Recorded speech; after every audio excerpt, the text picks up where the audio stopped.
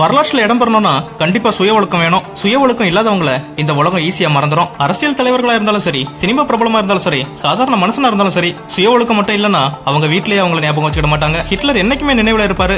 எவ்வளவுதான் பல காட்டுமிராண்டி வேலைகள் செஞ்சாலும் அவரோட இனத்திற்கு விசுவாசமா இருந்தாரு. சுய ஒழுக்கம் இல்லனா இப்படி இருந்திருக்க முடியாது. ஏஆர் ரஹ்மான் இசையோடு ரஹ்மான நினைவுல இருப்பாரு. இளையராஜா இசையோடு இளையராஜாவை நினைவுல இருப்பாரு. இதுக்கு காரணம் இசை மட்டும் கிடையாது, அவர்கள் வாழ்வுல கடைபிடிக்கிற சுய ஒழுக்கம் தான். ஆனா இதுவே அனிருத்தோட இசை ஞாபகத்துக்கு வரும்போது கூடவே ஆண்ட்ரியாவை ஞாபகத்துக்கு வருவாங்க. ஒபாமா நம்ம நினைவுல இருக்கிறது மாதிரி பில் கிளின்டன் நினைவுல இருக்க மாட்டாரு. காமராஜரோட ஆட்சி முடிஞ்சு 60 வருடங்கள் ஆயாச்சு. இன்னைக்கு அவரை குறித்து பலரால நினைவு கூறப்படுது. என்னதான் புரட்சி தலைவர் கலைஞர் உலக நாயகன்னு அடைமொழி வச்சு உலா வந்தாலும் அடுத்த ஒரு 30-40 வருஷம் கழிச்சு இவங்களை குறித்து பேசப்படுமான்னு கேட்டா கேள்விக்குறிதான். பக்கத்துல இருக்கிற மனைவிக்கே உண்மையா இருக்க முடியாத இவங்க கண்ணுக்கே தெரியாத கடைக்கோடி தொண்டனுக்கு எப்படி உண்மையா இருக்க போறாங்க? சுய ஒழுக்கம் அப்படிங்கிறது உயிரினும் மேலானது கிடையாது. உயிரோடு இருக்கும்போது நம்ம முதுக்கு பின்னாலும் உயிர் போன பிறகு நம்மளை குறிச்சு அவமரியாதையா பேசாம இருக்க கடைபிடிக்க வேண்டிய ஒன்னாயிட்டு